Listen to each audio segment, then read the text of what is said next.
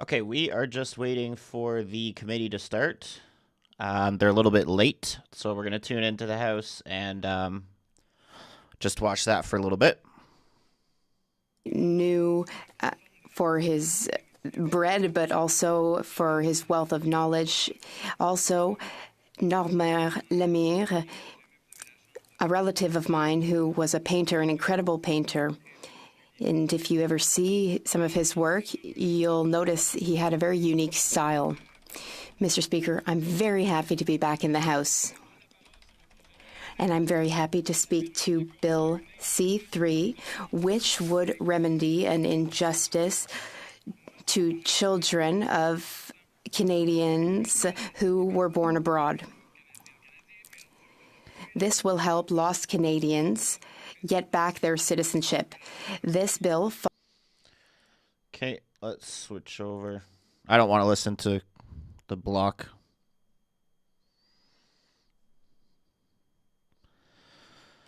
Any minute here.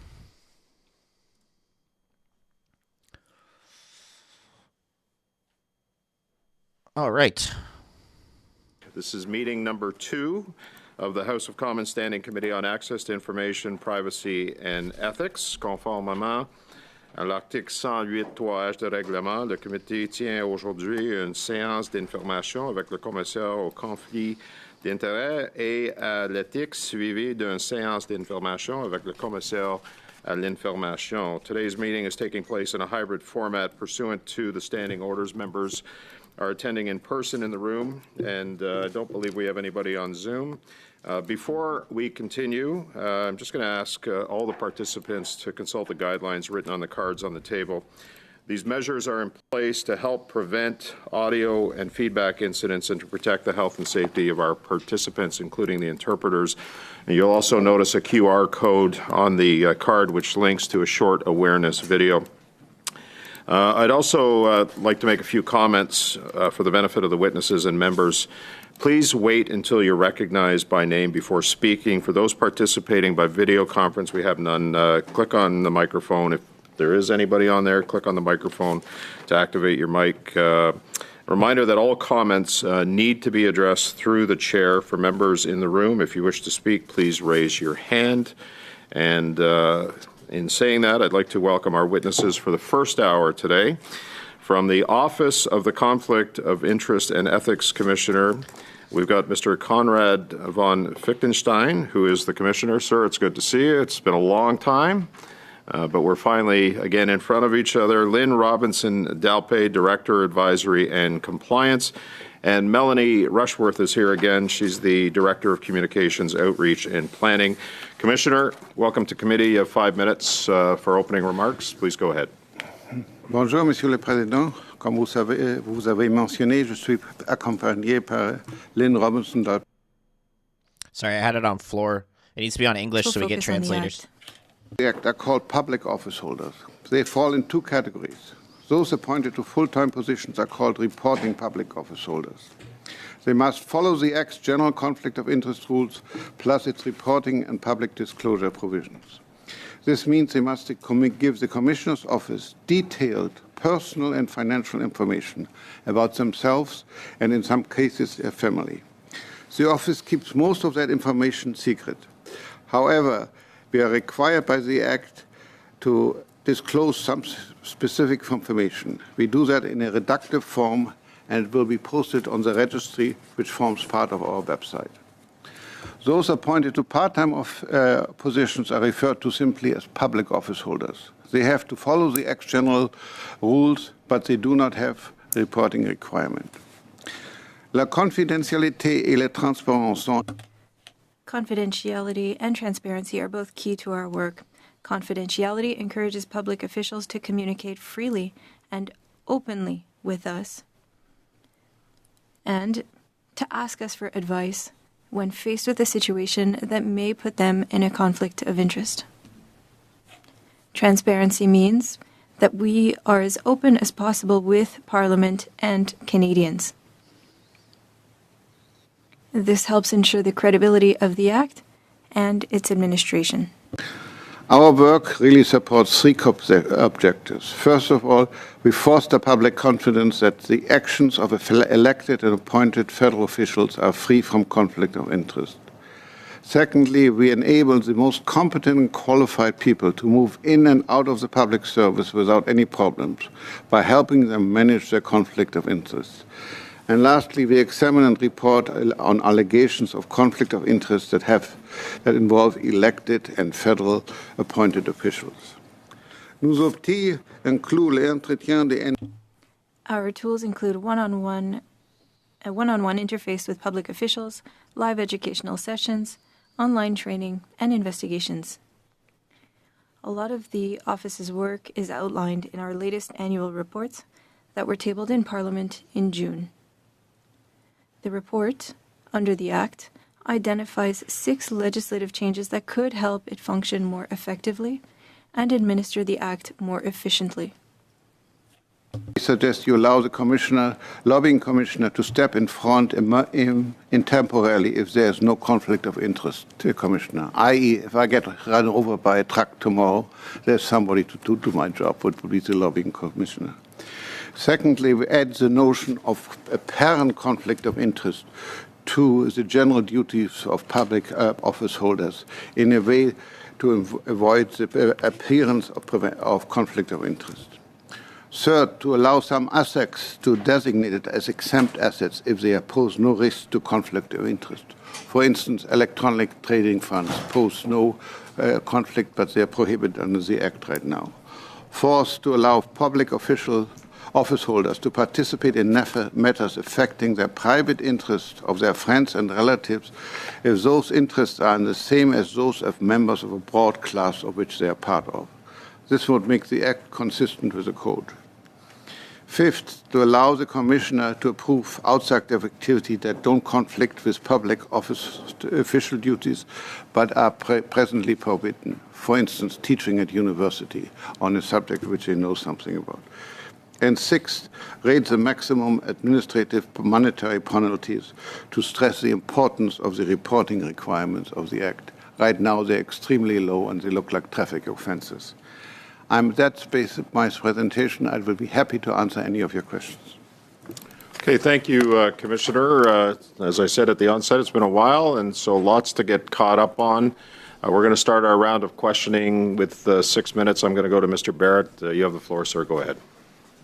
Merci. Bon matin, commissaire. Good morning, Mr. Commissioner. Have you back at committee. It's been a year. A lot's gone on since then.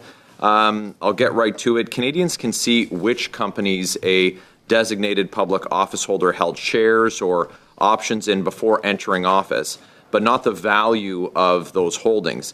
Does that level of disclosure give the public enough information to assess a potential conflict, or would value ranges better serve the public interest? Well, the crafters of the Act already decided it's important for the public to know what a person owns, and it leaves it up to the Commissioner to make a decision as whether what to do with them. Most of the things that they own which are of consequence are either disposed or placed in a blind trust. It's only items that are below a minimum threshold that people can hold. And it seems to me that was a decision the legislature took to say, you want to respect the privacy of people, you want to encourage people to come. They don't have to disclose everything they own and how much. They have to deal with it in such a way that there's no conflict of interest. And that's the choice the legislatures took. Would you suggest that a parliamentary that a review of the Act by Parliament should consider that question? You having said that this was a decision taken by Parliament at its last review to leave it alone and at its inception, there's no value ranges, and so they go into the blind trust. But if it's a high performing stock, well, the trustee's not going to liquidate that. They're going to leave it in there, and the public office holder knows what they put in.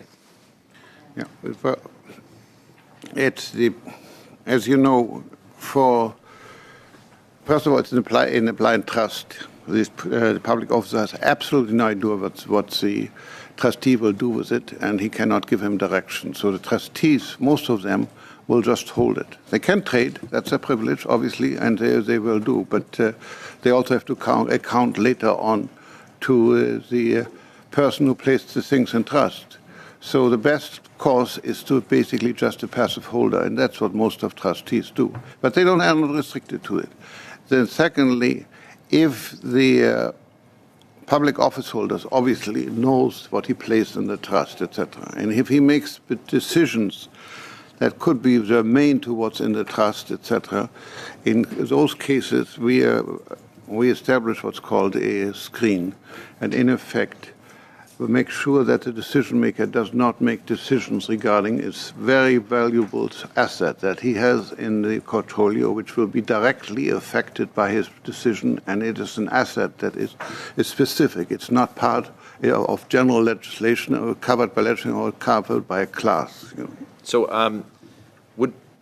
would mandatory divestment and independent reinvestment remove the perception and simplify compliance? The issue, if I may, the issue with the blind trust is that you take, for example, a prime minister who would have the clerk of the Privy Council, which is a political appointment, and their chief of staff, a political appointment, are the overseers of it, and there's no public indication when that screen has been used.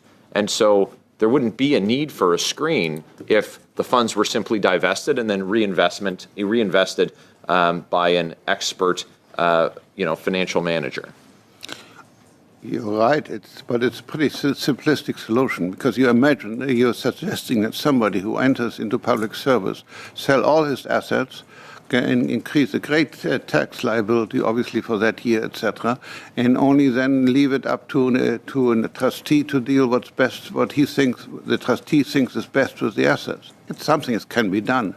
I certainly wouldn't recommend it, because I think it would be very much discourage people from entering into public services. It would suggest that, if I may, Commissioner, great tax liability, and B, also very much interference in his personal... If I may, sir, the objective here isn't about the encouragement of folks to run for office or to avoid tax liability, so much as it is to ensure that Canadians have confidence that the decisions taken by these public office holders are those that are in the best interest of their public, and there can be no appearance of a conflict or no perception that they're taking decisions that are going to enrich themselves, and that's the root of my previous question. These conflict screens can cover dozens or hundreds of companies, but does your office have any ability to independently verify that the screen is triggered when required, or is it simply up to the political appointees of the designated public office holder to inform you? Let me first of all correct you with your assumption. The Act has specifically sets out 5 purposes. The last 2 are encourage experienced and competent persons to seek and accept public office, facilitate the interchange between private and public sector, minimize the conflicts between private interests and public duties, and provide resolution of those conflicts. So part of my job is exactly that, making sure that the best people can get into the public service and out with the least conflict of interest. Thank you, sir. Thank you, Mr. Barrett. Madame Lapointe, je vais donner un peu plus de temps. Ms. Lapointe, I'll be giving you a bit more time because the response was a little bit too long. Thank you, Chair. It's a great pleasure for me to be back after this summer. I hope that everyone was able to rest and that you're ready to work. Thank you very much, Commissioner, for being with us this morning and for taking the time to explain to us what you have looked into and what we should perhaps modify. In your annual report, you made recommendations in order to create legislative amendments on the Conflict of Interest Act and the Parliament Act. What was the process? What brought you to these suggestions?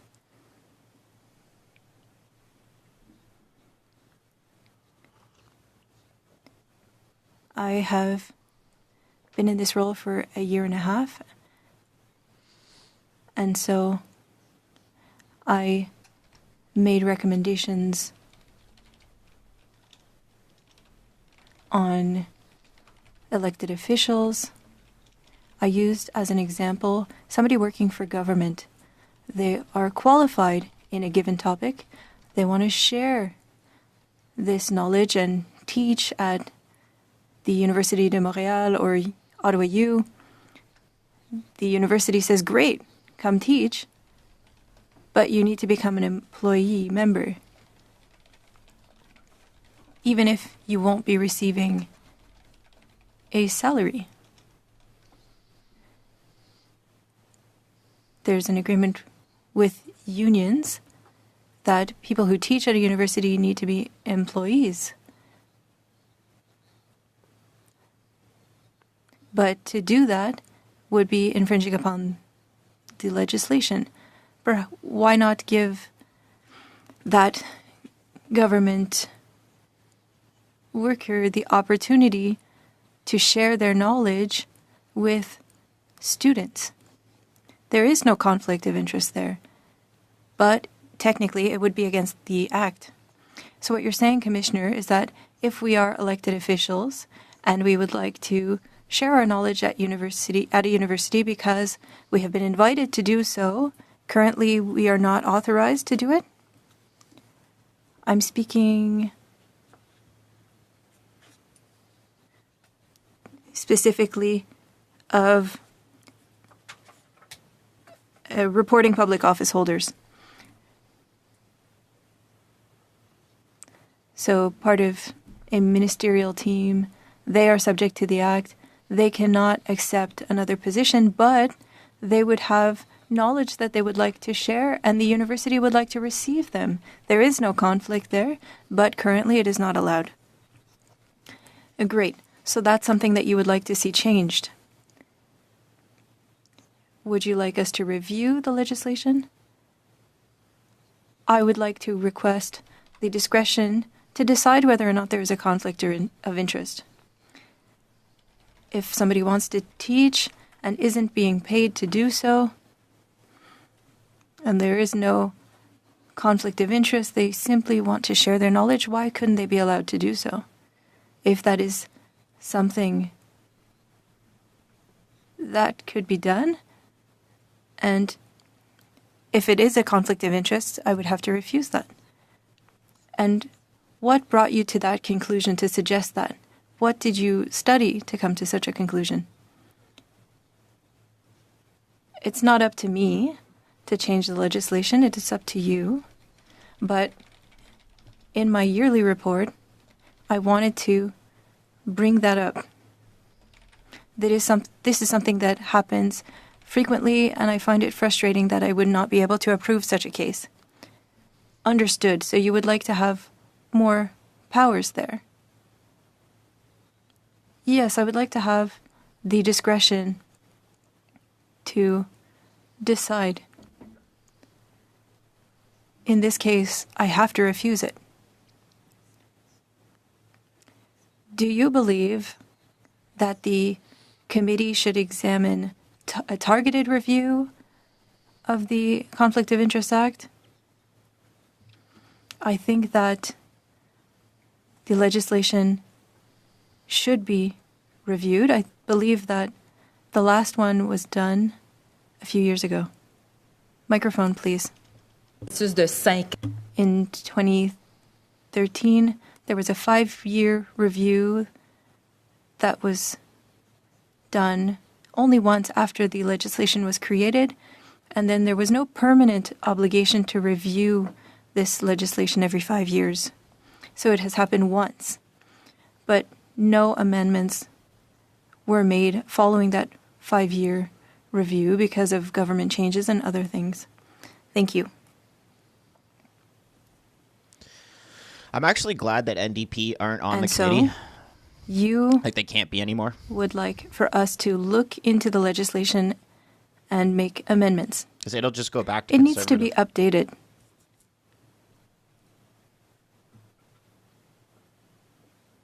There are certain issues with ETFs.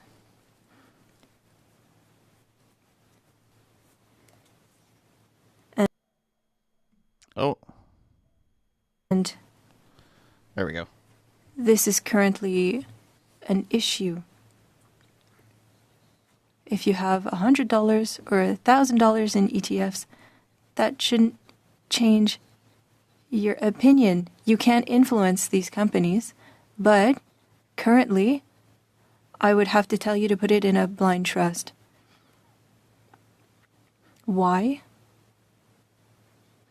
Because when the legislation was created, ETFs were different, and those who have no influence on politics should be allowed to have these. But currently, I don't have the ability to approve it, and there's no rule that says what's allowed. Everything is disallowed regarding public markets and public companies. That's prohibited. Thank you. Thank you, Ms. Lapointe. Thank you, Mr. Commissioner. Mr. Thériault, you have the floor for 6 minutes and a little bit more time because both parties took extra time. Thank you, Chair. Oh, I almost Good forgot day. about the block. Mr. Commissioner, and what I find concerning is that for the Prime Minister of Canada, we're in a never-before-seen situation. Brookfield, which is a management company, manages about $1 billion. The Prime Minister was responsible for this last January. According to the data bank by Statistics Canada, Brookfield controlled 916 companies as of December 31st, 2024. In your registry, and this is where I have a question, we can see that Mark Carney divested and on shares and other rights by creating a blind trust. And in your report, in your registry, it states that you implemented a filter against conflict of interest, and this is significant. This is appropriate compliance. I would like for you to explain how this conflict of interest filter works regarding a particular situation. This is very different from Paul Martin with his boat company. Answer. This filter is permitted with Section 29. The Commissioner can decide the measures to be applied so that public office holders are compliant to measures in the legislation. We can come to an agreement with public office holders. So this is what we use. And it went to the Court of Appeal, the Federal Court of Appeal, and we were told that the filter is an appropriate measure that can be used. Now, for the case of Mr. Carney, he divested and stated that everything was put into a blind trust. I can't remember the word in French.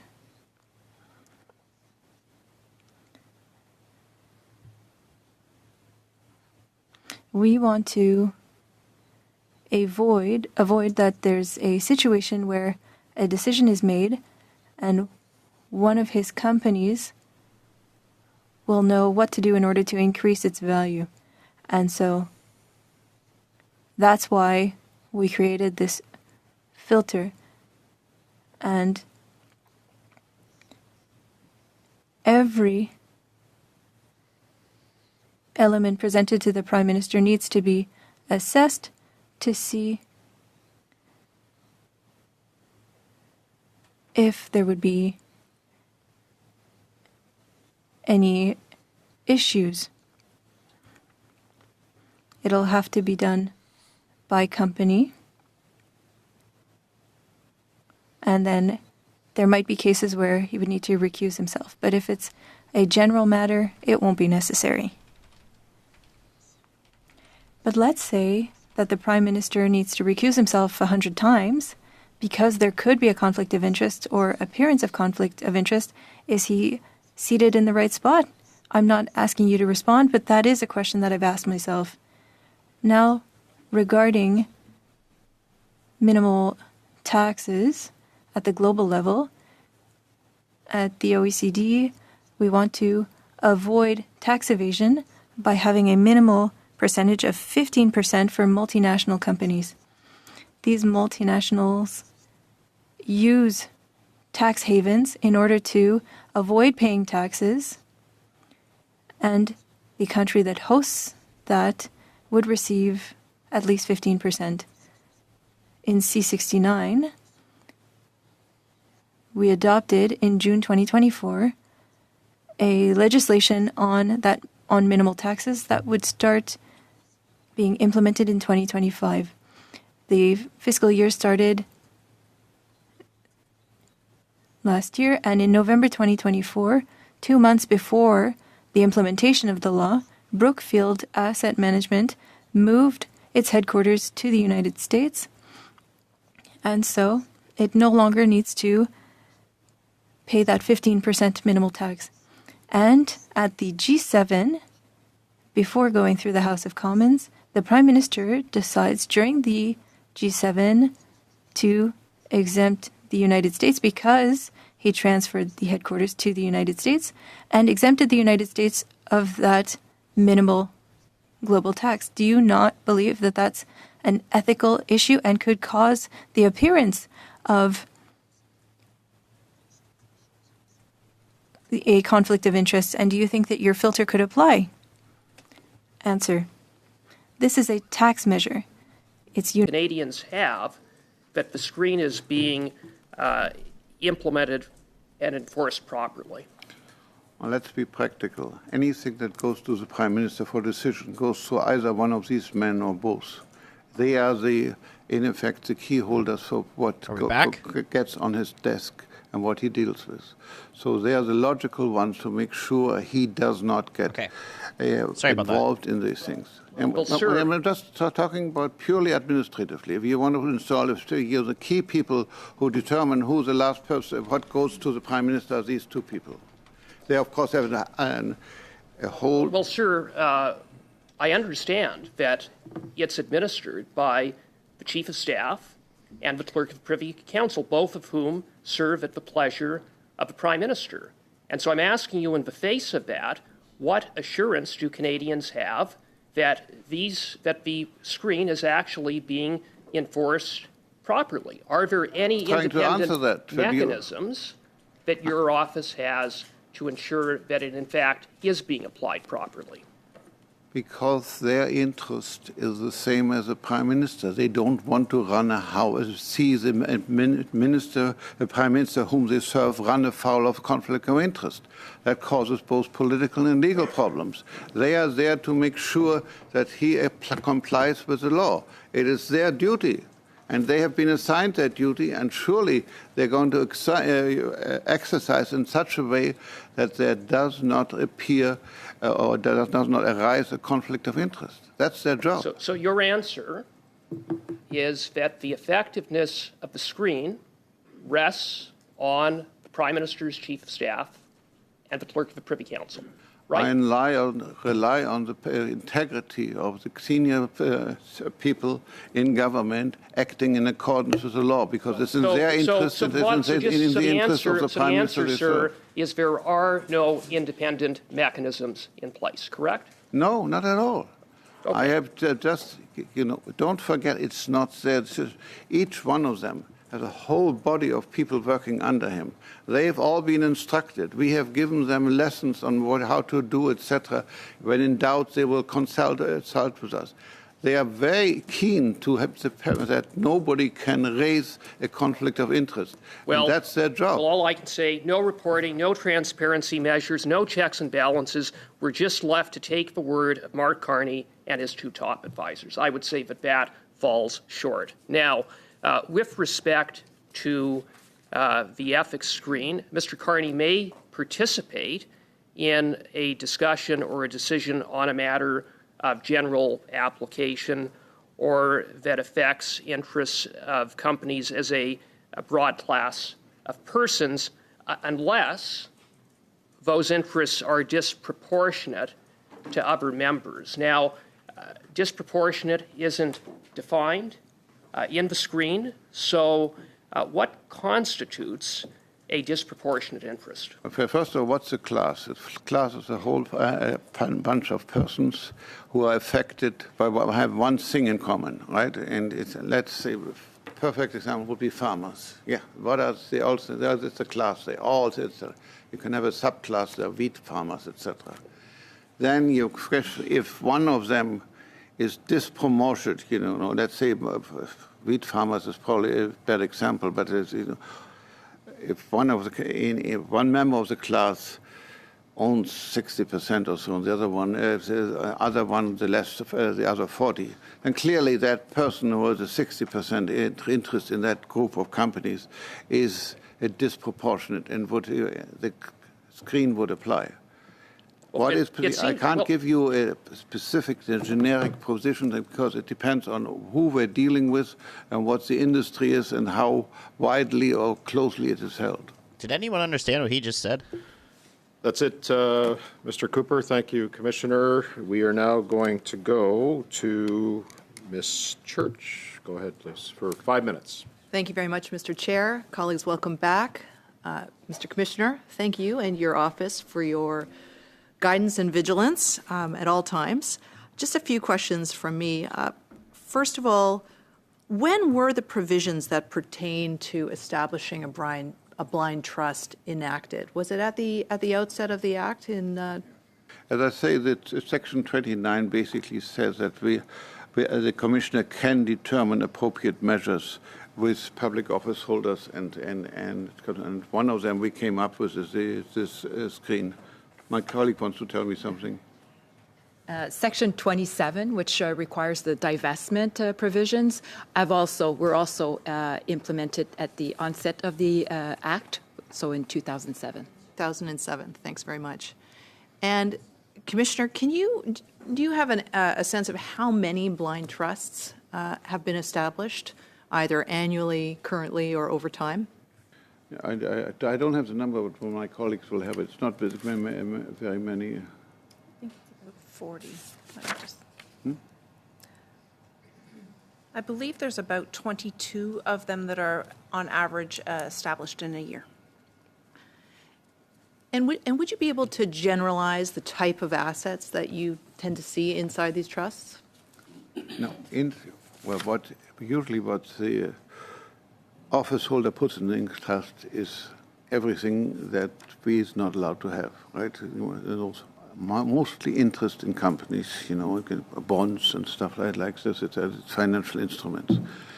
So he puts it in the blind trust, entitled to trustee.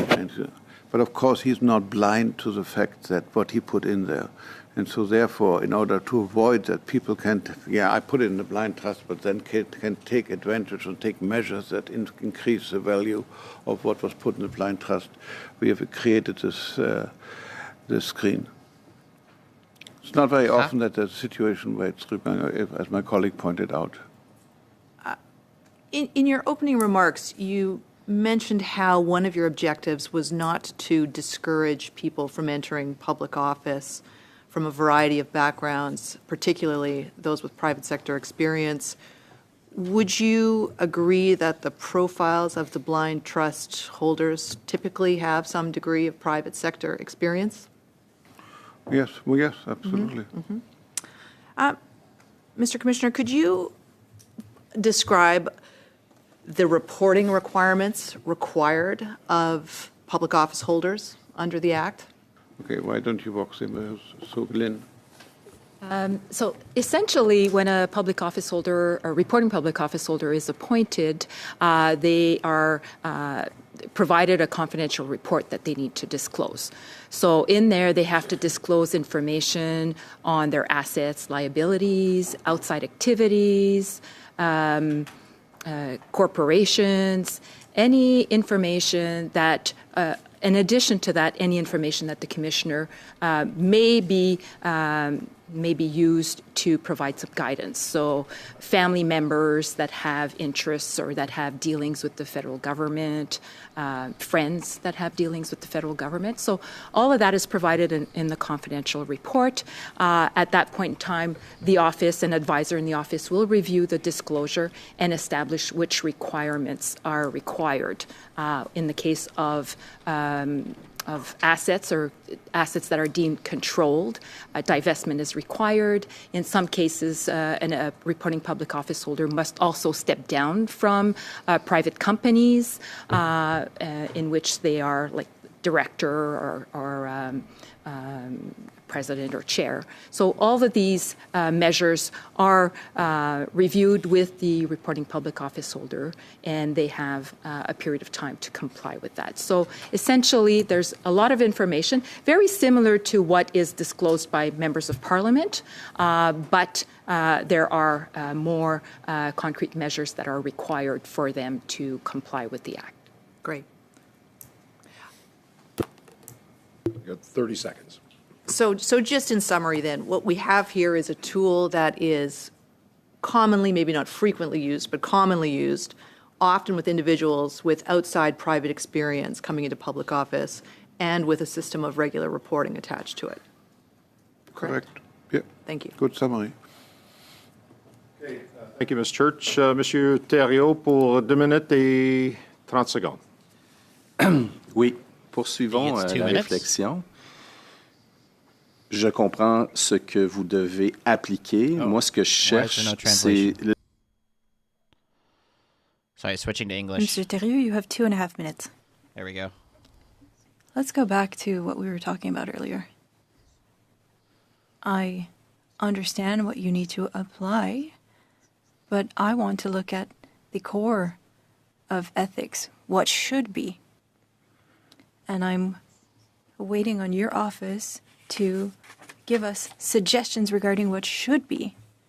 I want people to come into politics, but if structurally what they own causes a structural conflict of interest, for example, you have a company with 916 smaller companies with an investment of $1 billion and a prime minister who proposes C5, for example, railway, natural gas, pipelines. These are all things targeted by C5, Westinghouse, nuclear facilities, ports. These are all things that are targeted by C5. And I think that there is an appearance of conflict of interest. And in this case, this legislation was passed without discussion, and we weren't able to measure this. Do you not believe that not knowing how much this is going to have an impact on his blind trust, he probably knows that Brookfield will benefit from it? And I think that this shows a structural deficiency that is unacceptable. We can't make decisions when we know that they will serve us. Should everyone come do politics? I think people need to make a choice. And when we're looking at such a situation, I would expect from the Commissioner of Ethics to give us the tools to avoid conflict of interest. The example that you gave is a selection of projects. This was in the national interest with these projects.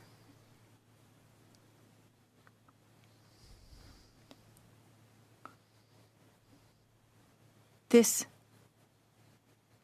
doesn't show who will be doing the work, who will be receiving government support, who will be choosing companies, what the impact will be for companies.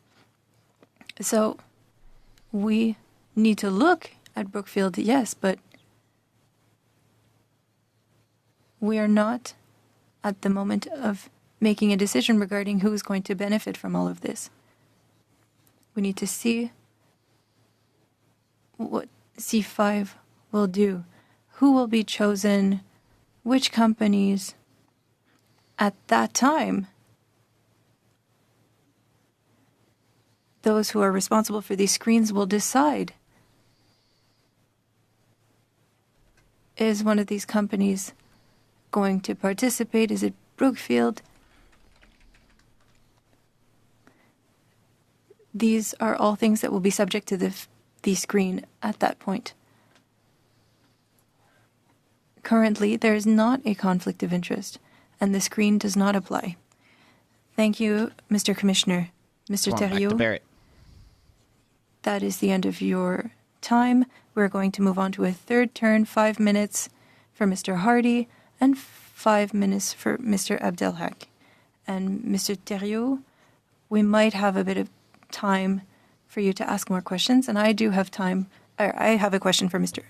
Commissioner. Mr. Hardy, you have the floor. Thank you. Mr. Commissioner, I'm new to politics, but I believe that a lot of people should participate and should get into politics to make a difference. But I believe that politics recently are something that people don't trust as much. And the Ethics Committee is here to ensure that people can trust our institutions again.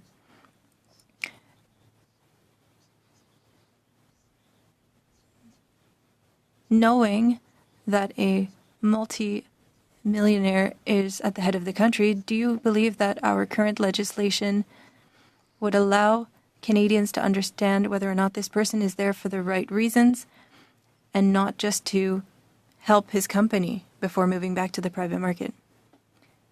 I think that the current legislation works. There can be improvements made, as I mentioned.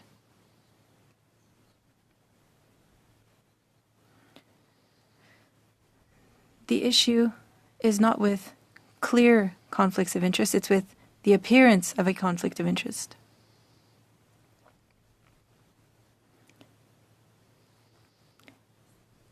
That is why, in my yearly report, I suggested the creation of a definition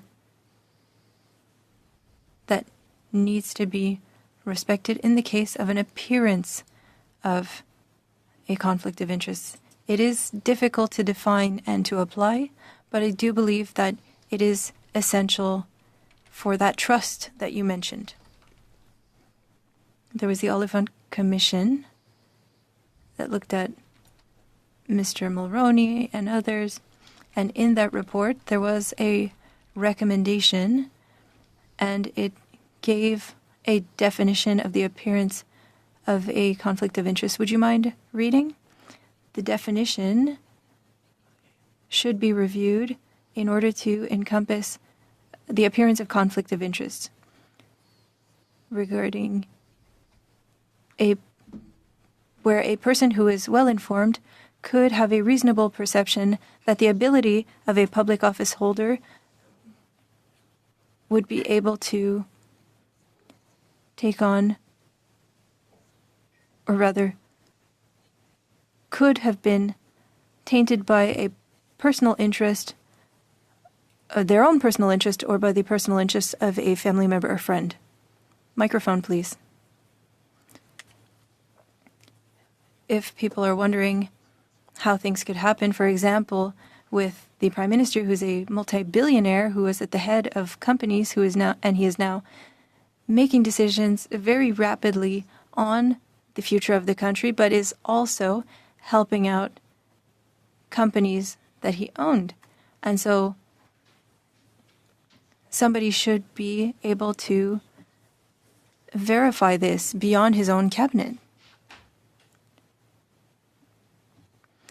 The Prime Minister is rich, but that doesn't mean that there's a conflict of interest. I do know what you're saying.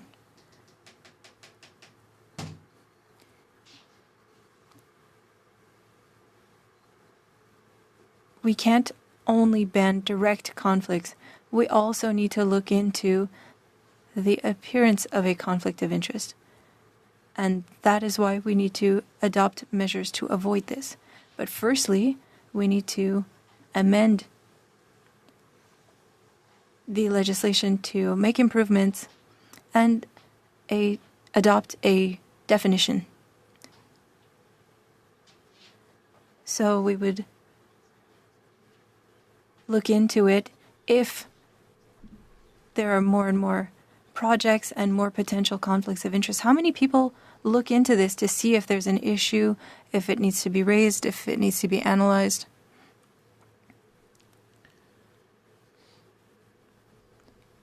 In an abstract case, it's difficult to respond to your question.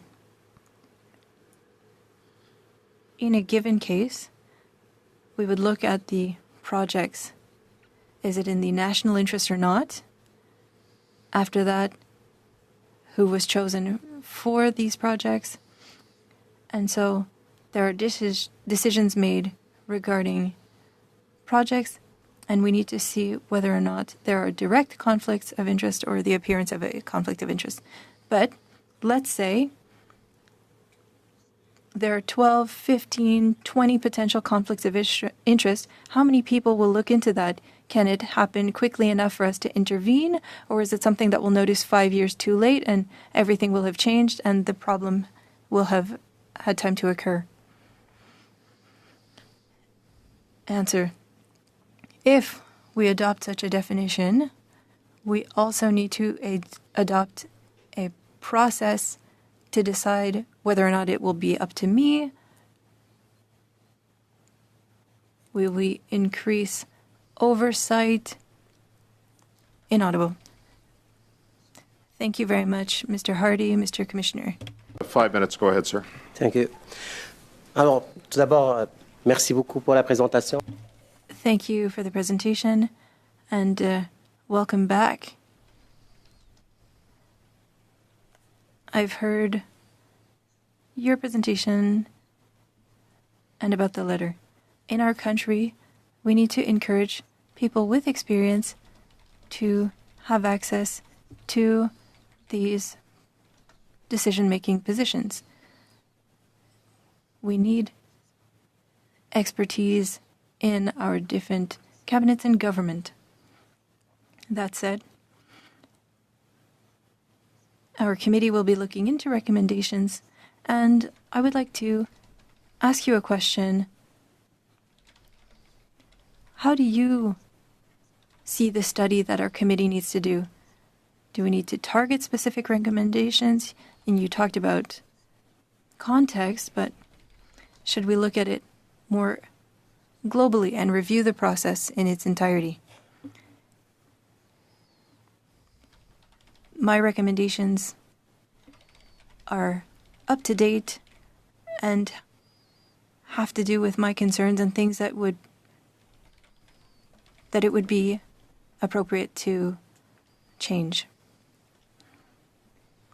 I think there needs to be global changes, and we need to take into account the fact that the world is different. We need to look at the role of social media and all of these other potential implications for the legislation. We need to make targeted amendments. The legislation is more than due. When you say make improvements, you're talking about a change of context, and context changes a lot more quickly now. Do you believe that the legislation needs to be more agile? Because we're talking about specific cases more and more and projects, but the legislation is not made for that.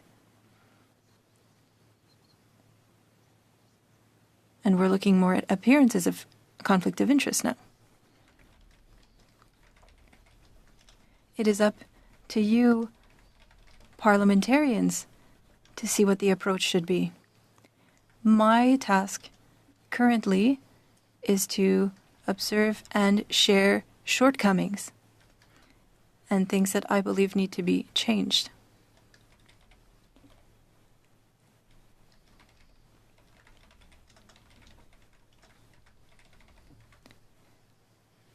We need to look at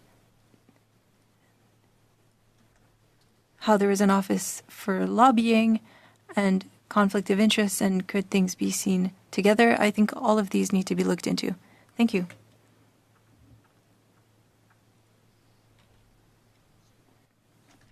I have a last question.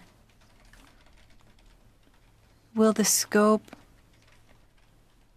be larger, or are there any limits on this review?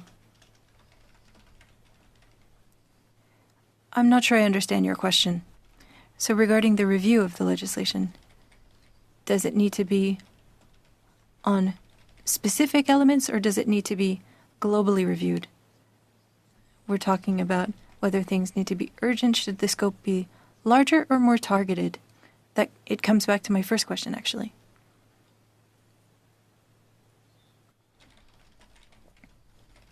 If we could have amendments like the ones I mentioned, I would be very happy, but I don't think in the long term that it's enough. We need to do more. Thank you, Mr. Sarri.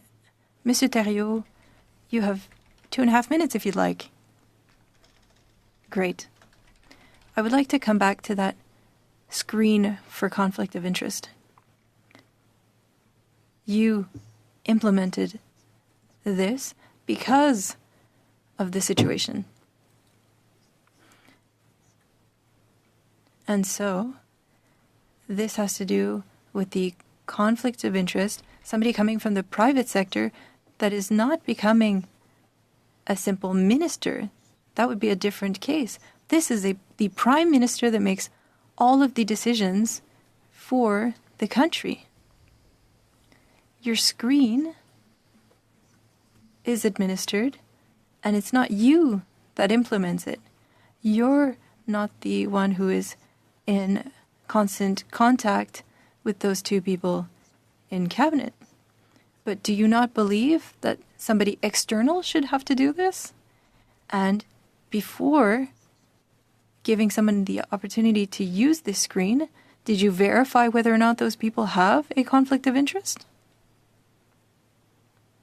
Microphone, please.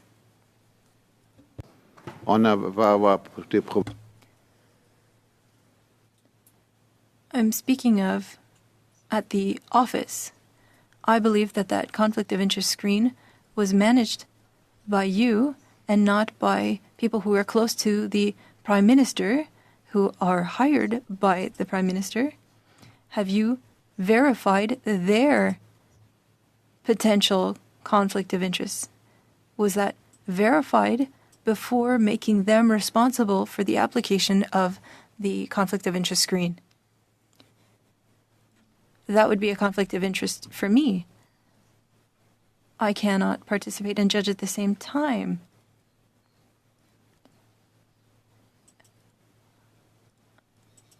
If there's a conflict of interest, I would have to be the one to decide. Now, how does this screen work? I am not satisfied with this screen. I don't understand how it could reassure Canadians. It's a statement, but the implementation is insufficient. It's not my opinion. It's that I'm not receiving an answer to my question, Mr. Commissioner. Thank you, Mr. Thériault. I do have a couple of questions, and it relates to the specifics of the reporting mechanism, Commissioner. When a public office holder, does a public office holder have to declare either deferred stock options, stock units, or any future bonuses tied to any of the previous companies that they were affiliated with? Would that be part of their ethics disclosure? Yes, it is. Okay. So here's the question that I have, Commissioner, and it's along the lines of what Mr. Thériault was asking. When the screens are set up, wouldn't that cause a reasonable person to conclude that the public office holder is in fact benefiting from those deferred stock options, units, and future bonuses, despite the fact that the blind trust is being set up? Now, if that public officer holder, for example, was a prime minister whose major policy platforms were, for example, housing, infrastructure, EV mandates and all that stuff, wouldn't that cause a reasonable person to conclude that they are in fact benefiting, blind trust notwithstanding, screens notwithstanding, that they are in fact benefiting as a result of the decisions that are being made, major policy decisions in this country? Wouldn't that cause a reasonable thinking person to conclude that there is in fact a conflict and that person is in fact benefiting as a result of these decisions? Well, you have just enunciated the major argument why people don't like the idea of apparent conflict of interest, because it is possible to view things that way or other way. You can also put it the other way around, saying he has earned those deferred benefits already. He is getting them in the future. He's getting them from one of the largest companies in the country. So how can you personally be, where is the conflict of interest? There is no way that the decision will have an impact on the deferred money that he's getting in the future. Now, that's why when you talk to a parent, conflict of interest, you have to take the balance of how people see it, and is it possible to give the apparent conflict of interest, or is it really just unfortunately, it looks like that, but effectively there is nothing that influences the personal interest of the person that's involved. They are very appearances of conflict of interest, as I meant in the decision that was read out and that Mr. Oliphant suggests, is you take basically how does a reasonable person outside, knowing fully well the situation, would regard that, etc. And this fully well, the information is key. You have to understand how a deferred benefit works, how it was earned, and etc. So I don't know how to answer your question, Mr. Chair. It's the best I can do. Thank you, Commissioner. I really appreciate the time that you've spent with us today. Ms. Rushworth, thank you for being here. And Ms. Dalpe, I understand that this may be your last appearance before this committee in advance of your retirement. And so I want to wish you well, great health, great happiness in that retirement. And I'm going to suspend for a couple of minutes while we have the Information Commissioner coming up next. Thank you, Commissioner, for your time today. Meeting suspended. Okay, while they're in suspension, we'll just tune into the House. And then we'll come back.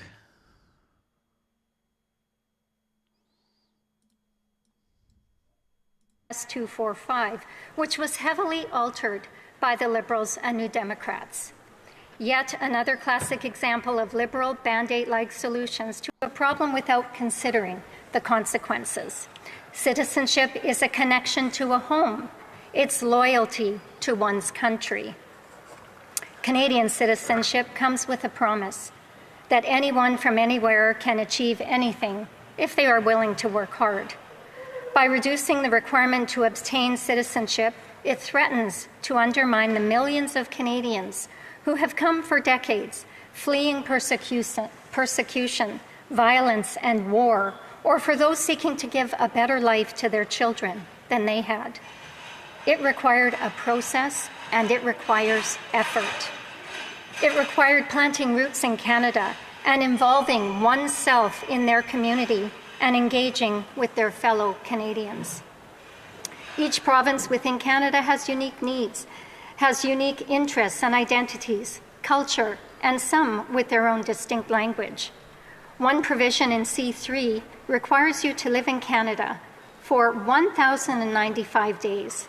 However, it doesn't require the 1,095 days to be consecutive, meaning that Canadian citizenship may not require participation or a love for their province and this country. My riding is rural, and families from Saskatchewan have had roots planted in their communities for generations, caring and working for the success of one another. It takes time and commitment, resulting in a way of life loved and respected by those around them.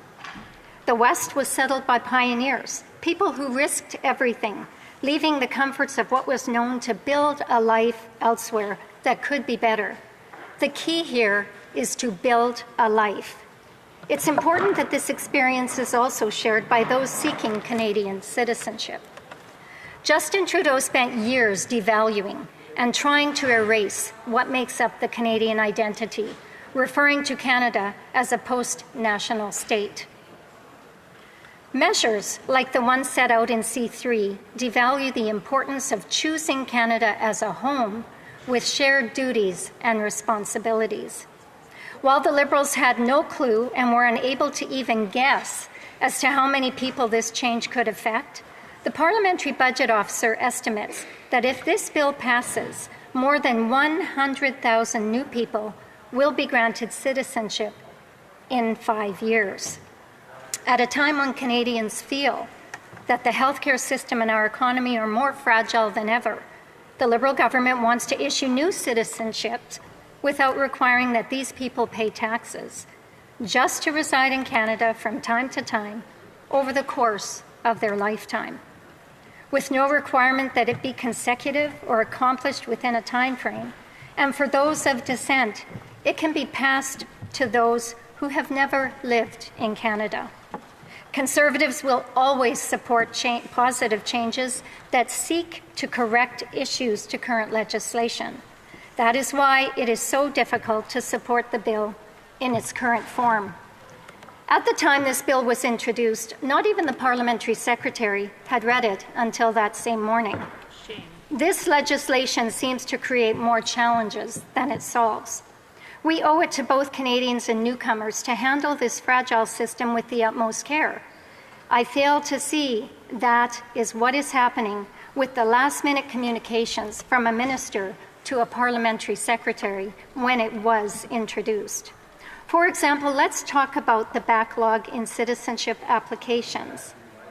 The backlog in citizenship applications is in the hundreds of thousands, while the government has failed to meet its own metrics for processing applications in spades. And there are no details that outline what background checks will look like, or even if they'll occur at all. Canadians should be able to expect that their elected leaders would consider their safety ahead of rushed solutions. The Department of IRCC has nearly 1 million total applicants outside of acceptable processing times. And that's on top of the more than 1 million they claim are applicants who are waiting for their applications to be resolved. What is the plan to solve the new influx of citizenship applications if we're going to add 30% more in just 5 years? Adding more seems like a plan to fail more than a plan. I hope for the sake of Canadians that this bill isn't an example of how this government plans to enact changes by simply rushing the process instead of fixing the deep-rooted issues they have spent the last 10 years creating. Conservatives know that it is not just the legislation that is the issue. It is that the Liberal government continues to put bandages over a broken immigration system. Canadians are looking for change from this fourth-term Liberal government, change that delivers on the promises they made in the last election, rather than the same old Band-Aid solutions that may cause even more damage. While we are a generous and compassionate nation, Madam Speaker, citizenship must be valued and immigration should work for the betterment of Canadians and Canada. Conservatives will always stand on the side of a fair and robust system that doesn't disenfranchise or potentially risk the safety of Canadians. That is why Conservatives, through Bill S-245, sought to correct the very changes the Liberals are now claiming to fix, but without creating more problems for our already overburdened immigration system. The members opposite me are using this bill that the Conservatives brought forward to put forward their own ideological biases. They changed it and then stalled it in the Senate. They've never given an account to Canadians and those they claim they are trying to help for why they delayed the solution we brought forward and why they put their own interests first. I think that's shameful.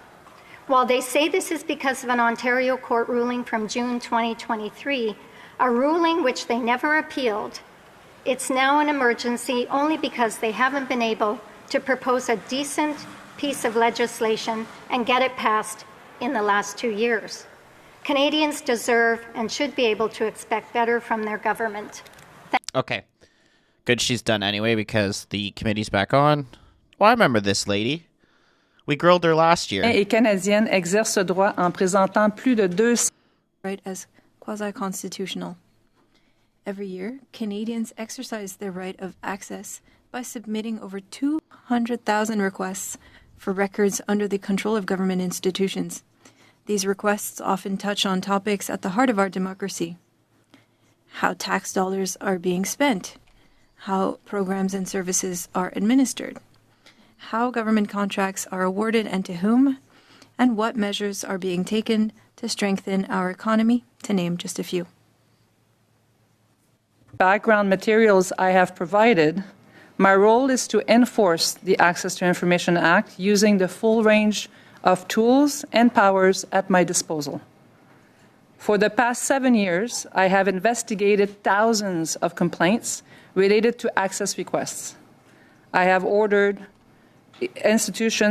issued orders to institutions since I was given that power in 2019, and I have also pursued litigation to enforce the law and uphold Canadians' right of access. When the Act came into force in 1983, it was considered groundbreaking. But over the decades, governments have failed to keep it up to date. Neither the Act nor the system that supports it reflect the realities of how information is created, shared, and used in today's world. Let me give you a picture of what that means in practice. In many institutions, responding to access requests requires searching through thousands of electronic records that have not been properly managed, or going through boxes or cabinets of documents that have not been adequately archived. And all too often, manual redactions, duplicate removal, and other labor-intensive processes relying on outdated technologies impede the efficiency of these researchers. These performance deficiencies, combined with a persistent culture of secrecy, often result in institutions failing to meet their obligations under the Act. We now have both an Act and a system that are unfit to meet the information needs of Canadians. Last June, the government launched a legislative review, as required by the Act. I hope it moves swiftly and results in meaningful changes to both the Act and the system that supports it. I truly look forward to playing an active role in this review and any other reviews Parliament chooses to undertake, with the hope that it will result in a full and comprehensive overhaul of the Act. Canadians deserve an access law worthy of this great country. At a time of growing misinformation and public skepticism, Canada must be a leader in transparency and accountability for the sake of our democracy. This also means that the access to information and privacy function must be properly resourced within each institution to uphold this legal obligation. Alors que le gouvernement procède à un examen. As the government carries out a comprehensive expenditure review to ensure that public spending is responsible, cost-effective, and delivers real results for Canadians, institutions must carefully assess the risks that come with any reduction in access to information capacity. Access to information is not a service. It is a right enshrined in law. Next week marks Right to Know Week, a time each year when we shine a spotlight on Canadians' right of access. It is the perfect opportunity to remind ourselves that modernizing the Access to Information Act to increase transparency is one of the most powerful ways to strengthen the trust between citizens and their government and to protect our democracy. Thank you. Thank you, Madam Commissioner. We're going to start with our first round of questions. Mr. Barrett, you have 6 minutes. Mr. Barrett, I'm going to keep it at 6 minutes. We went a little over last time, so we're not going to do that this time. Okay, thank you. Commissioner, it's a pleasure to have you back here. Before I get into some of my questions about your work, I'd like to ask you for your thoughts about ours. Our committee issued a report last year, and I wonder if you have any comments you'd like to share with us about it. As you saw in the submission that I've made, I agreed with most of the recommendations made by this committee after your review. I think that the government needs to review those reports made by your committee and my submissions, including what they received from the public and during the consultations. And I'm hoping that they will start from there and not start from scratch. Thank you very much. In your 24-25 annual report, you wrote that some institutions neither implemented your legally binding orders nor went to federal court, quote, breaking the law, end quote, forcing you to seek writs of mandamus. Are you standing by your finding that certain federal institutions have broken the law by ignoring your orders? And can you confirm whether the Department of National Defense is the worst offender? I have issued 8 mandamus applications because of 8 orders that were not contested in court. It is the institution's right to not comply with an order as long as they challenge it in court. When they refuse to do so, I have been forced to take action myself. Out of those 8 mandamus, I think the National Defense has received about 6 of them. I have to say, though, good news is the National Defense is doing much better. I don't know if it's because of these mandamus application, but this year we've received the lowest amount of complaints against National Defense. It's not even in my top 5 institutions that are not meeting the act this year. So they're breaking the law less? Yes. Oh, well. They're respecting the act. There's something to be said for progress. You launched an investigation into ArriveCan over allegations related to the destruction of records that were subject to the Act. Is destroying or deleting records that are subject to access to information requests a breach of the Act? And do your preliminary findings suggest that the law was broken in this case? With respect to ArriveCan, I'm sorry, but I won't be able to talk to you about the investigation. It's still ongoing. This is a very complex investigation, and as you just mentioned, including very serious allegations. So my office, it's part of our priority this year to finalize that investigation, and I will be happy to report on that investigation later this year. With respect to the allegation of destructions, it is a criminal act if it's intentional. And if it's meant to remove the information from somebody's accessing it. So I cannot tell you at this point what our findings are with respect to ArriveCan. In your 2024-2025 report, you said that nearly 30% of requests across government missed legislated timelines in the previous year. in plain terms, does missing the deadline on almost a third of requests mean that the government, writ large, is failing to adhere to the law? It is. And what do you think is the remedy that's needed? Well, currently, the Act is requiring institutions to respond within 30 days of an access request or to ask for an extension. 30% or 33% of these requests are not being, that timeline is not being met. There's all kinds of factors. Consultations with other institutions taking way too long is one of them. Mismanagement of information and resulting in huge size of access and documents having to be processed is another one. There's a lot that needs to be done to the system, as I said in my submission in 2020, a lot to be done to this Act to modernize it. Reducing consultations to a certain amount of time would be one of the way to reduce timelines as well. I think you said that the government's plan for modernization is not sufficient. I think those were your words. But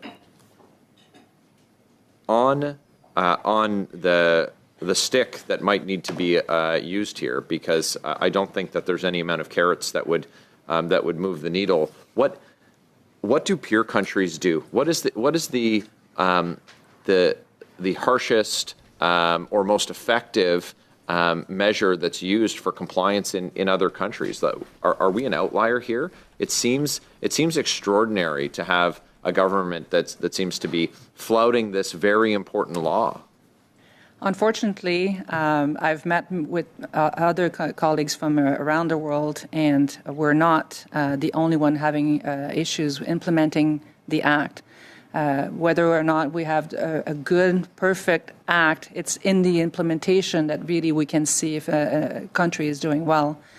Sanctioning public servants is not happening in any other countries because it's really difficult to know which person is responsible ultimately for the decisions. The buck stops with the minister at the end of the day. That's what I think. I think the head of the institution should be responsible. Thank you, Commissioner. Thank you, Commissioner. Ms. Church, you have 6 minutes. Go ahead, please.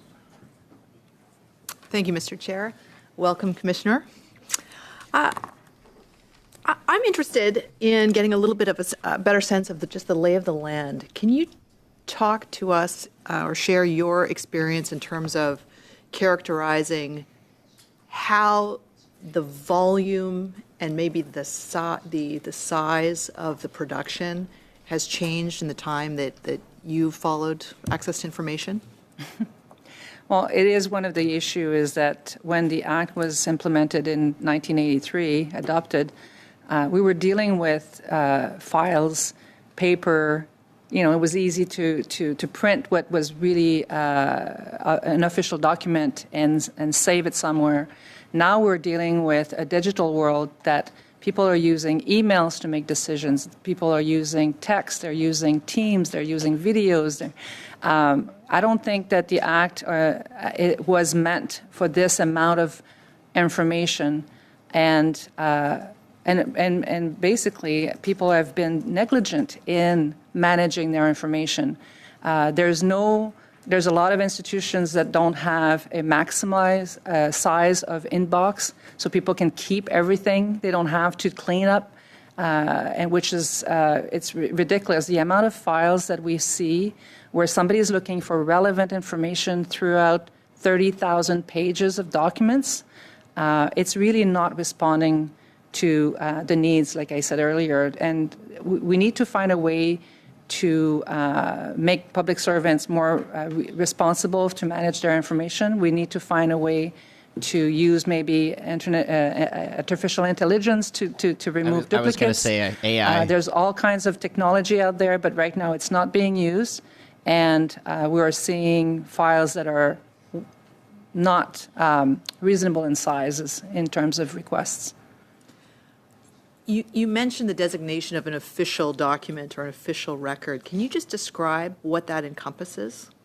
What an official document currently is? It's not really. The Act refers to any records.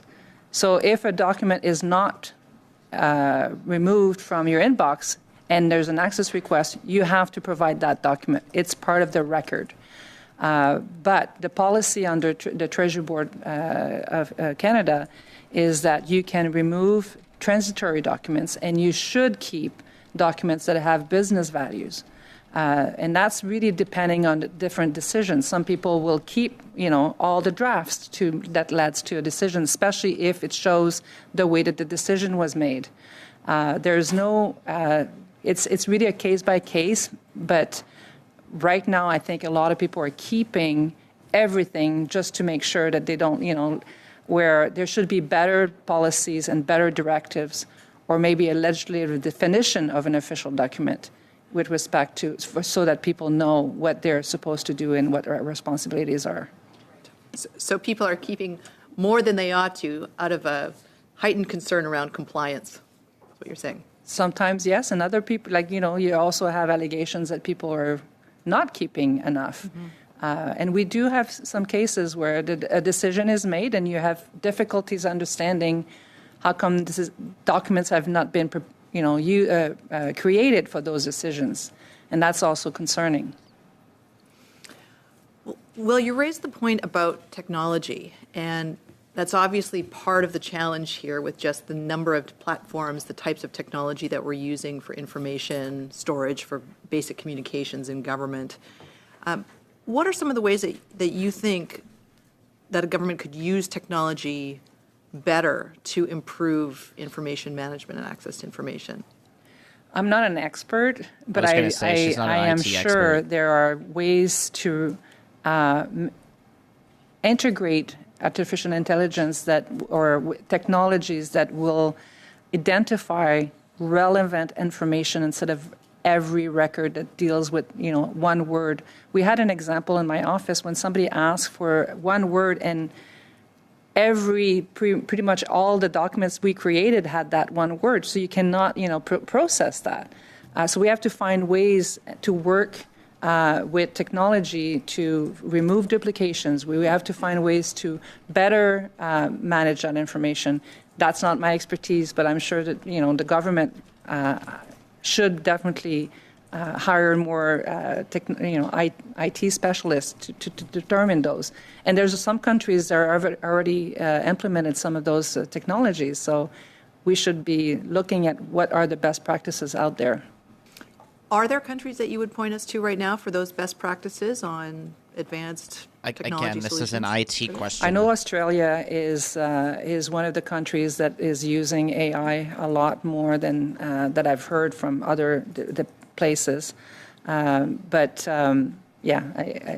that's the first country that comes to mind. And you also raised the objective of combating misinformation and disinformation. Can you speak a little bit to that and how you see the access to information regime as helping us address that issue? Well, I think the act is, I always say the access request that doesn't need to be made is the best access request, because if the information is out there, if the information is reliable, if there's a policy on proactive disclosure, Canadians need to know that they can rely on the information that they're reading and that they're accessing, that they obtain, whether it's through journalists, or it's through their member of parliaments. But right now, if it's difficult to obtain even the reliable information from the government, where should they turn? Where are they going to turn? And that's where misinformation comes.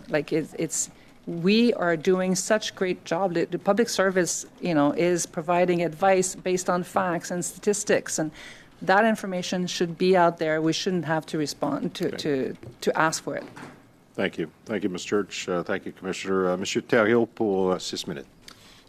Merci. Monsieur Thériault, you have 6 minutes. Thank you, Chair. Welcome, Madam Commissioner. You play a very significant role. And the Access to Information Act is not something that I was very knowledgeable on, but I read about it, and I read your report and was shocked to see that since 1983, there are very few things that have changed. as an opposition party, will make a lot of requests, but then once we're in government, well, our views change, and it's a bit of a game. And that's what I seem to have noticed in reading the report. I was wondering, what causes that structurally? And what would allow us to counter that? There is supposedly a person responsible for access to information in every department. That person reports to the minister, I believe. And if you were responsible for that person, do you think that things might be improved? Answer. Currently, the administration of access to information falls under the Treasury Board, but each institution needs to have an operational unit, and they implement the procedures for responding to an access to information request. I'm not sure if an independent institution could have access to documents. That would be quite difficult. Applying the legislation, and to come back to the beginning of your question, the legislation was created to give access to information with certain restrictions. Since 1983, people see the Act as being a way to stop access to information. Instead of looking at it in a way to see which information should be shared, they look at which information should be protected, redacted. And so the goal of that legislation shifted.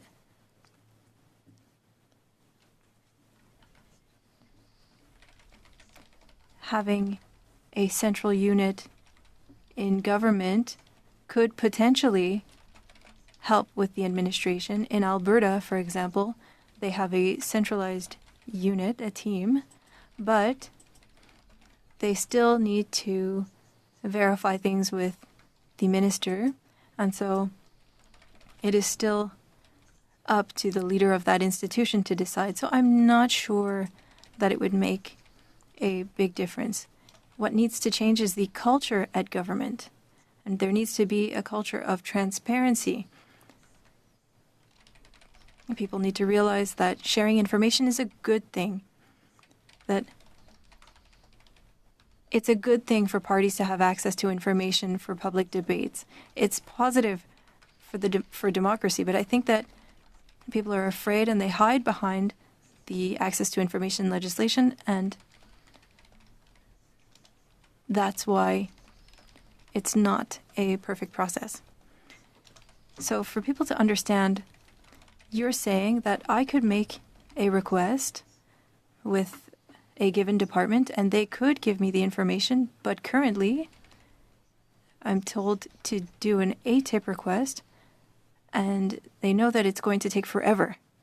You could make a request, but it would be considered an informal request, and often people will apply the legislation anyway, or they'll find a way to redact certain information or remove certain information.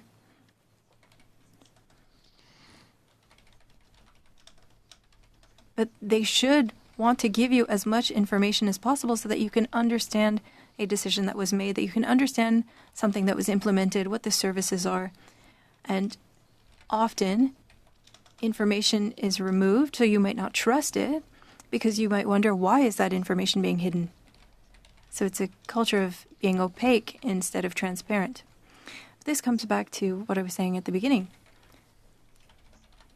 There are people that need to manage this information. This is an essential piece of legislation. It's essential to our democratic values, and in the current era that we find ourselves in, we need to be able to fight disinformation and misinformation. This is a significant legislation that perhaps needs to be strengthened, and we can talk about that later.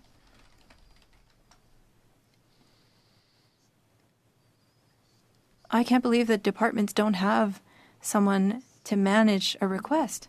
And if that person reports to a department or a minister, well, I don't think that the culture will change much. That's why I was wondering whether or not having a person report to the information commissioner, perhaps that it would be a little bit different. Perhaps we could come closer to the original intent of the legislation, but perhaps we could come back to this in a previous round of questions. Thank you, Mr. Thériault. Thank you for staying in time. Second round, Mr. Cooper, 5 minutes. Go ahead. Thank you, Mr. Chair. Commissioner, to be clear, your orders are legally binding, correct? They are. Now, you had indicated, and your report outlines, that non-compliance on the part of government departments and institutions has been an issue.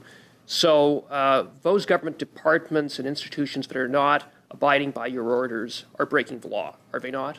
Well, if they are challenging them in court, they're not. They are allowed to challenge it, but if they're not challenging them and they're not respecting them, they are breaking the law. And there are government departments and institutions that have chosen to ignore your orders and therefore are breaking the law. It was an issue at the beginning. It seems to be less of an issue now. I think people understood that we now have been using the mandamus application to force them into it.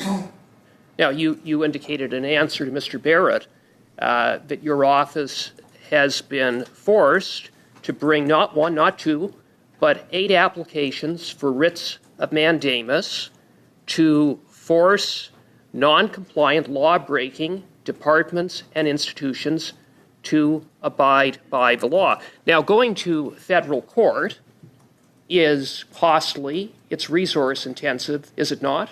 It is. And so can you provide a number, a figure, or provide some description of the degree in terms of, from a resource standpoint, your office has incurred in order to effectively drag government departments and institutions kicking and screaming to comply with your lawful order? Well, currently the Act doesn't make me monitor these decisions and these orders. But if somebody complains to my office that the order was missed, the only recourse that I have currently is to make an application for mandamus, which we've done. We have increased our number of litigators in terms of cost. It's salaries, and time for us, and sadly, in a sense, it's time for the requesters as well, because so far none of these mandamus applications have made it to a hearing.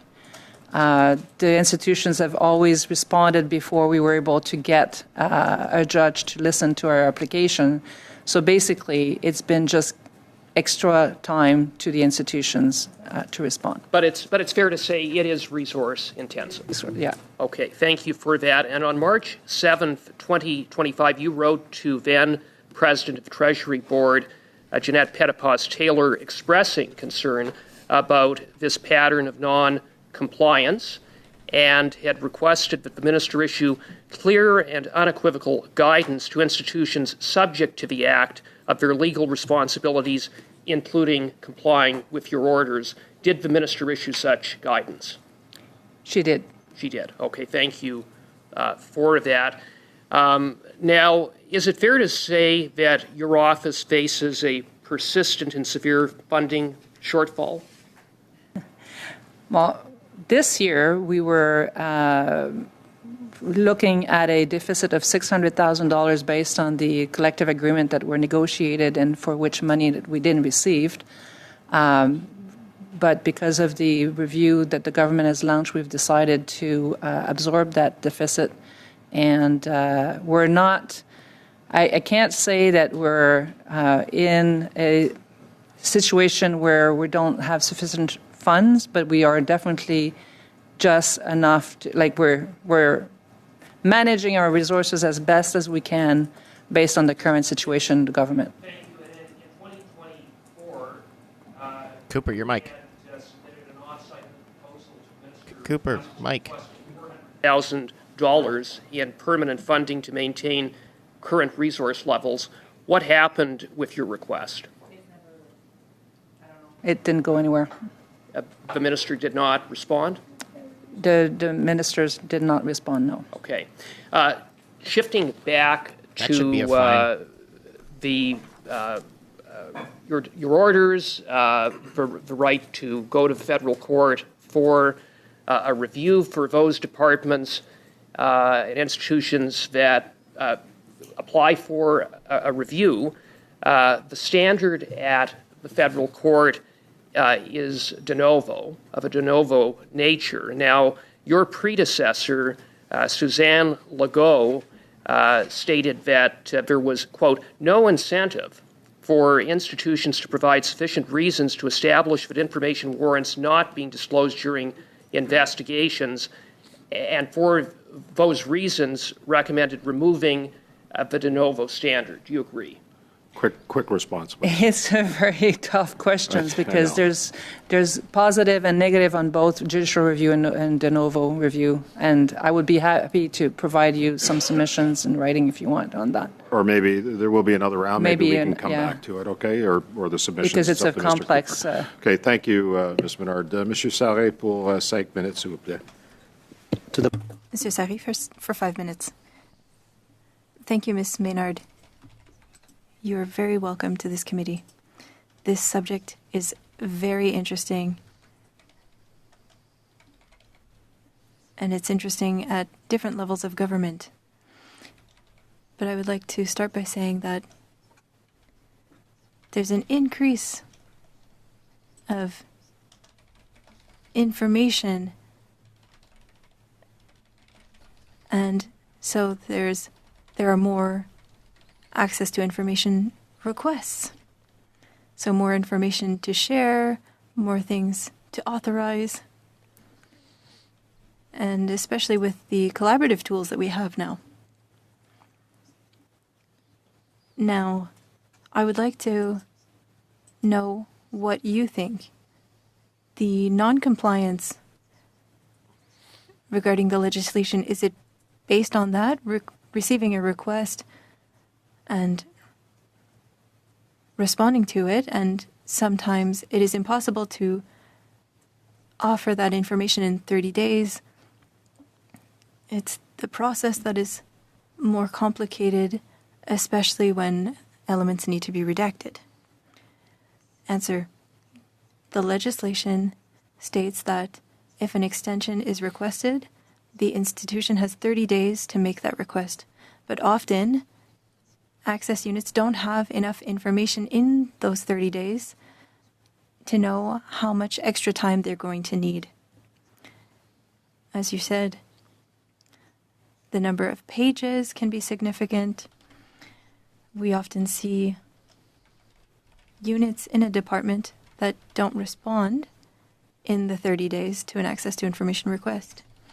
So it's very difficult to make a request for an extension that is reasonable, and this often leads to complaints submitted to my office. The number of pages, the number of documents, yes, this is an issue.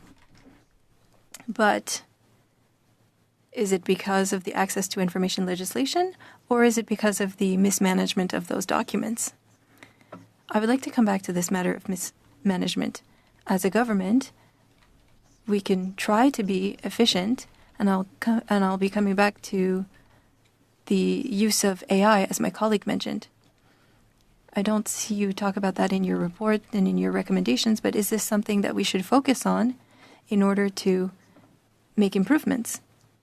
The quantity of information, if I compare it to 2010, it has increased exponentially. If on the decision-making process we had hundreds of thousands of pages, now we have millions of pages.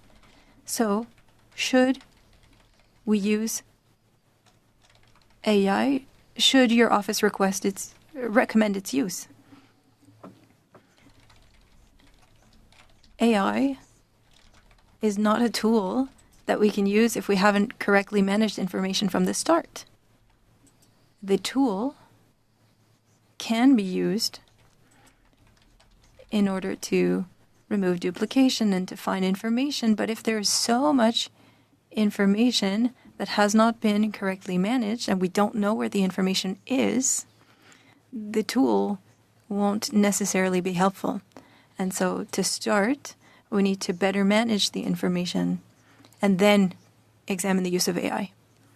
I would like to come back to your letter from May 13th, 2025 to Treasury Board. Can you explain why things are urgent? My letter to Treasury Board? Yes. That letter sought to remind the President of Treasury Board that there should be a legislative review every 5 years, and this year is the year where this review should happen. And I also sought to remind them that the process needs to be done as quickly as possible. There are a lot of consultations that were already done, recommendations were made by experts. We know what the issues are with the current legislation. We understand the issues within the system as well. And so I'm hoping that the legislative review will happen quickly and lead to concrete results. Quick question, a yes or no answer. When you're talking about experts, are there IT experts that were consulted as well? I don't know. Thank you very much. Thank you. Thank you to you both. In the requests for review, for as long as I've been here, anyways, I've been hearing you say that often. Monsieur Thériault, pour 2 minutes 30 secondes. You have 2.5 minutes. Thank you. When an elected official needs to ensure accountability in government, one of the main tools is the Access to Information Act. It was implemented for a reason. So, what I'm hearing is that how information is handled is deficient.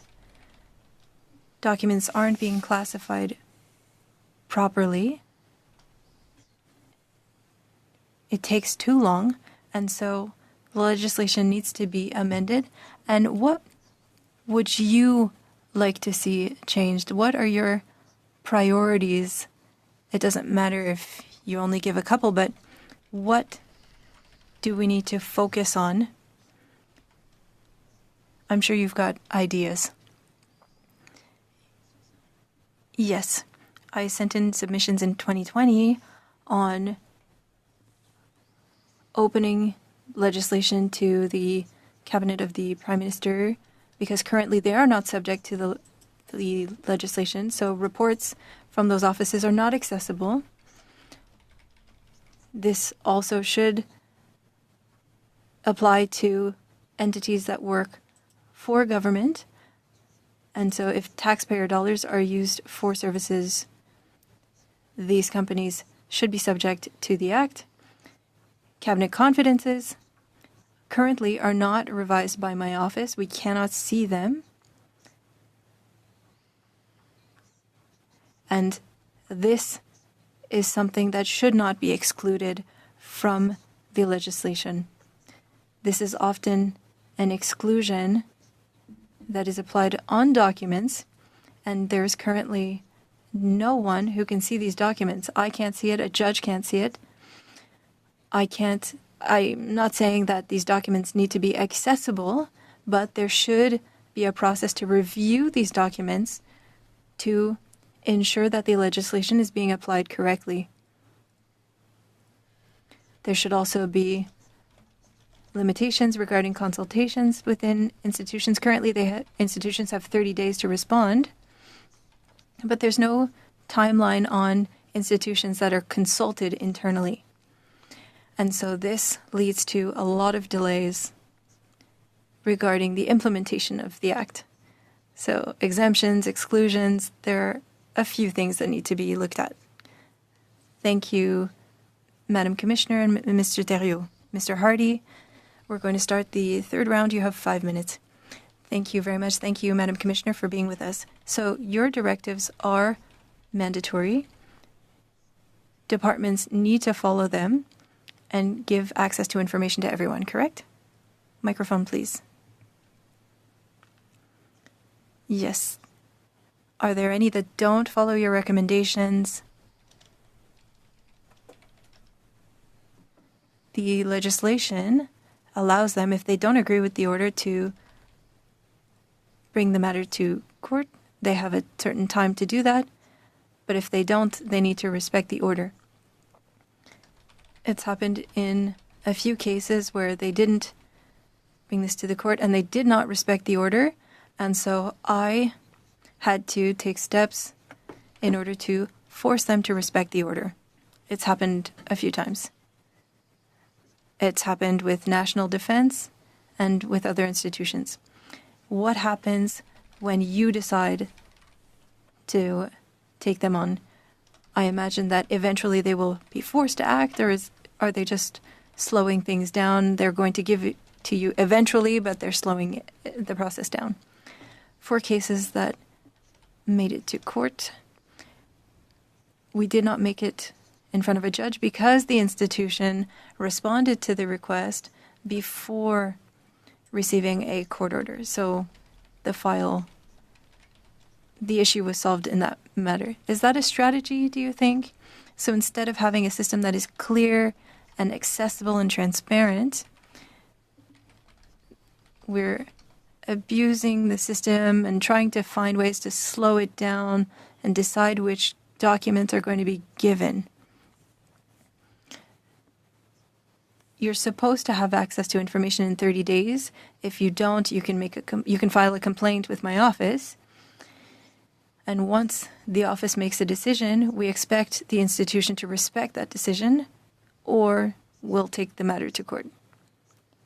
But it is a costly process, and so it's perhaps not a tactic used to buy time.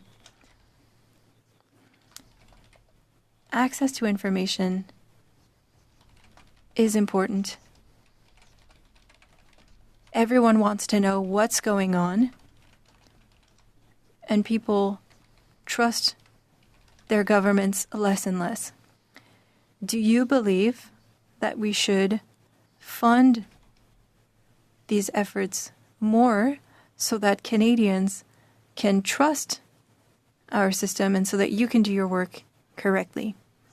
I believe that access units and my office should be sufficiently funded in order to apply the legislation. But the government should start by giving this information out before an access to information request is submitted. We want to focus on voluntary sharing of information by default. Information should be accessible on websites. People should be able to have easy access to this information to better understand decisions made and policies they might not agree, but at least they can understand. We want transparency. Do you think that that's what's happening? That funding is being offered, or is it the opposite? With the federal government, I hear that things are very costly to share information because it needs to be shared in both official languages. I've also heard that there are people that are afraid of sharing information. It's, again, a culture of secrecy. But I think that if the leaders, if the Liberals, of different departments promote transparency and understand the importance of Canadians being able to trust their government institutions and elected officials, information should be more available and accessible. Access to information is important for the future. And do you believe that in departments and in politics and in our institutions, are we keeping more documents than before? We were saying earlier that there are so many documents, so many emails. Is this a problem, or are there too many things being deleted too quickly? Unfortunately, at my office, we're seeing things repeat. If you spoke to the previous commissioner, the same issues were being raised, the same concerns, and it becomes more and more significant because there are more and more requests. we're talking about 200,000 access to information requests that were made. Do you have the impression, do I have time for one last question? No, unfortunately, your time is up, Mr. Hartley. Ms. Lapointe, you're sharing your time with your colleague, Mr. Seni. Can start, followed by Ms. Lapointe for 5 minutes.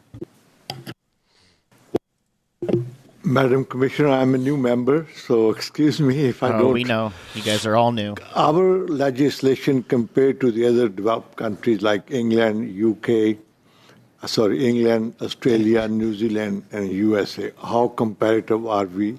And is our compliance less than those or on a par level with the other countries? And what do we need to bring those level up to?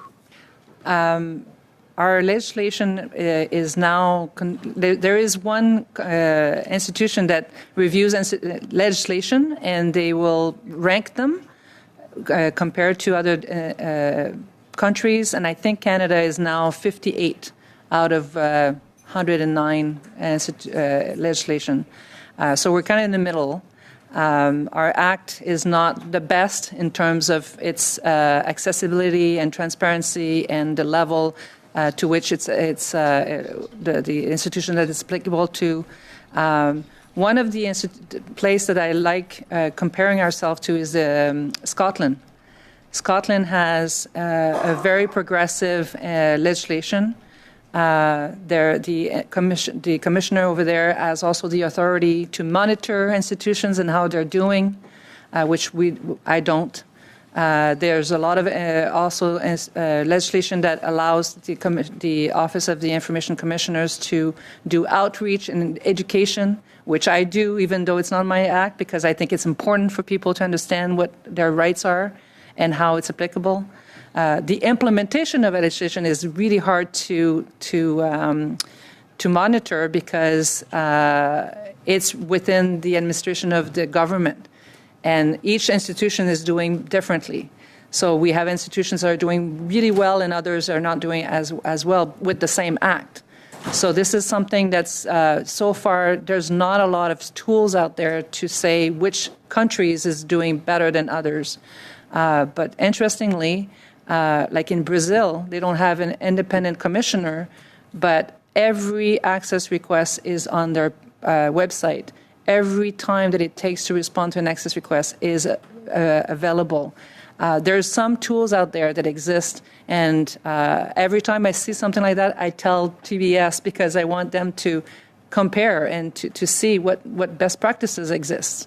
But clearly, Canada can do better. We used to be doing really well, and at this point, we're not meeting up with the current principles in legislation.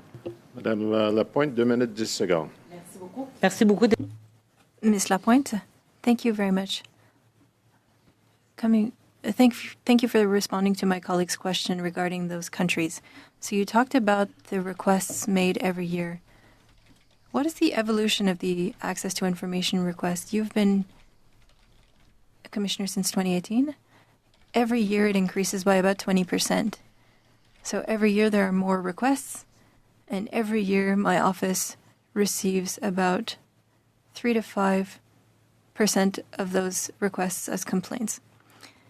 Can you tell us where these requests are coming from? Is it from people, from elected officials? Treasury Board would have that information, but most requests come from corporations. Often immigration agents are considered corporations, so a lot of requests are made for the immigration department. So a lot of access to information requests are coming in because of immigration files.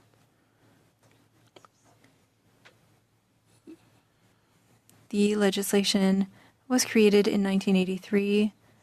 Has it been updated since? The only significant update happened in 2019.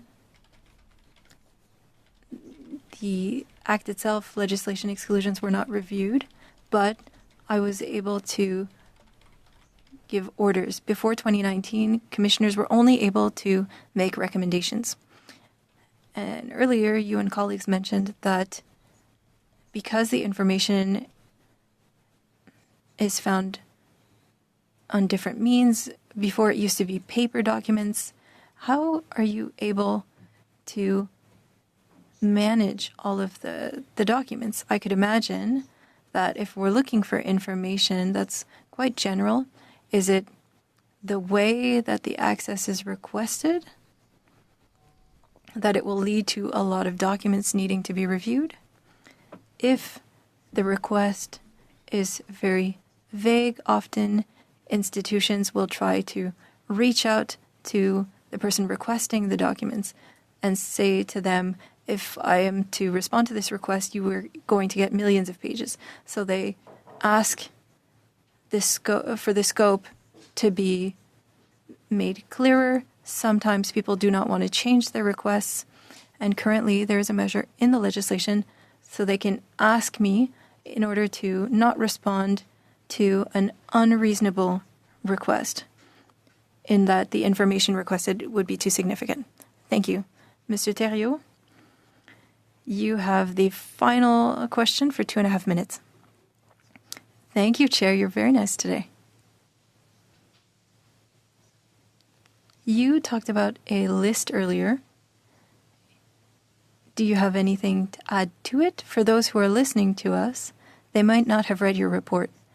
And I would like for you to share all of the changes that need to be made. So perhaps you could come back to that.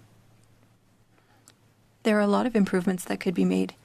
One of the sections that is often brought up is 21 on advice and recommendations by public servants. This is often something that is overused. There's a list, and there are other measures in other legislation that would exempt certain information. For example, facts, statistics. And so we prepared a submission so that we could compare in order to help those who are applying the legislation to better respect Section 21. When we talk about legal reviews, these are things that are important to understand. Currently, my office can take part in a hearing, and it is important to keep that because often complainants are not represented. They don't see the file. We see it when we carry out an investigation, and I believe that the office should be able to represent the interests regarding the access to information and defend the implementation of the legislation. 30 seconds. On the increase in the numbers of complaints, do you have any explanation regarding, access requests, sorry. And there are a lot of complaints, but a lot of people want to know. They are asking questions, they're interested in what's going on, and I think that's one of the main reasons. Thank you very much, Mr. Thériault. And Madam Commissioner, on behalf of the committee, I would like to thank you for your testimony today. I would also like to thank the clerk, the analysts, That's pretty much it. Our technical team. For today, the meeting is adjourned. We'll see you Wednesday at 4:30. Okay. I'm going to go back and clip the part where Cooper spoke earlier, where my stream kind of cut off, and I apologize for that. A little bit of technical difficulty there on my end. And we'll see you for question period soon. Less than an hour here. We'll be on the other stream. I believe I put the link in the chat, but I'll link it again. That's the question period link. Carney will be there. Pierre will be there. It'll be a really good sparring session for the first time. We've never seen them spar besides the debate for the election. So now they get to spar in question period, and should be pretty interesting. So I will see you guys on that link in 50 minutes.